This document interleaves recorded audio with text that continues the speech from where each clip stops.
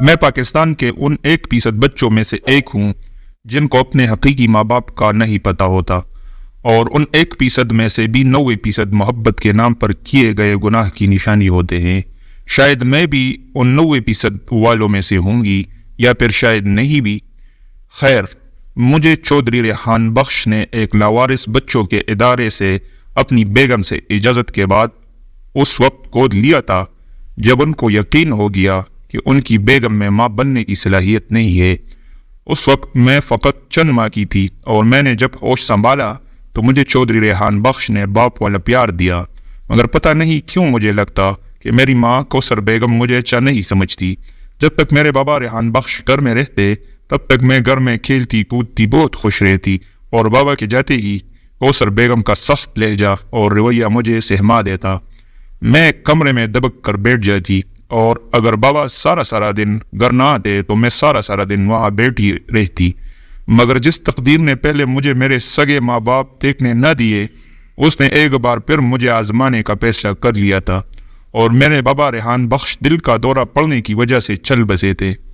میرے بابا اکلوتے تھے، اور اپنی بیشتر جائیداد وہ پہلے میری ماں کوثر بیگم اور کچھ میرے نام کر چکے تھے، مگر ابھی تمام تر چیزوں پر مکمل کنٹرول ان کا تھا، جو ان کے مرنے کے بعد میری ماں کوثر بیگم کے پاس آ گیا۔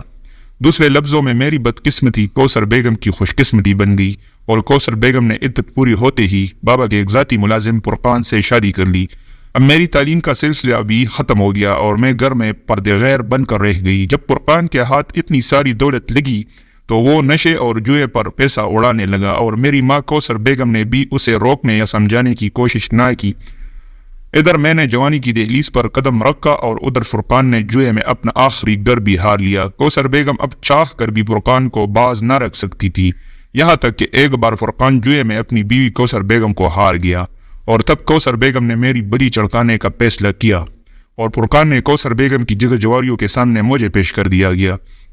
جس جواری کے پاس میں پہنچی، اس نے اپنی ہوش مٹا لینے کے بعد کچھ عرصہ کے لیے مجھے بطور تحفہ اپنے کسی دوست کے پاس بھجوا دیا، اور یوں 1 سال میں 7 مردوں کے پاس سے گھومنے کے بعد میں ایک بار پھر اسی جواری کی دہلیز پر آ پہنچی جس نے جوئے میں مجھے جیتا تھا۔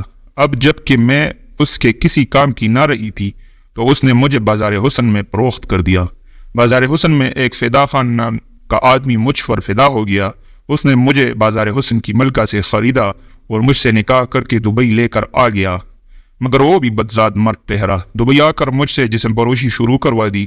پتہ نہیں کتنے لوگوں نے میرے جسم کو کتوں کی مانند نوچا ادھیڑا، اور اب جب میری عمر ڈھلنے لگی تو مجھے پاکستان واپس بھیج کر طلاق دے دی۔ میں آج بھی لاہور میں لاوارث لوگوں کے ایک ادارے میں رہ رہی ہوں۔ میری زندگی کی جہاں سے ابتدا ہوئی تھی، شاید یہاں میری انتہا بھی ہو جائے۔ میری پڑھنے اور سمجھنے والوں سے ایک ہی التجا ہے، جب اللہ نے آپ لوگوں کو اختیار دیا ہے کہ آپ ایک کی بجائے 4 بیویاں رکھ سکتے ہیں، تو پھر کیوں مجبور و لاچار لڑکیوں کے جسم خریدتے ہیں؟ اگر آپ کے پاس جسم خریدنے کے پیسے ہیں تو لڑکی کو گھر بٹھا کر کھلانے کے بھی ہیں۔ وہ راستہ اپنائیں جو آپ اور آپ کے اللہ کو پسند ہو۔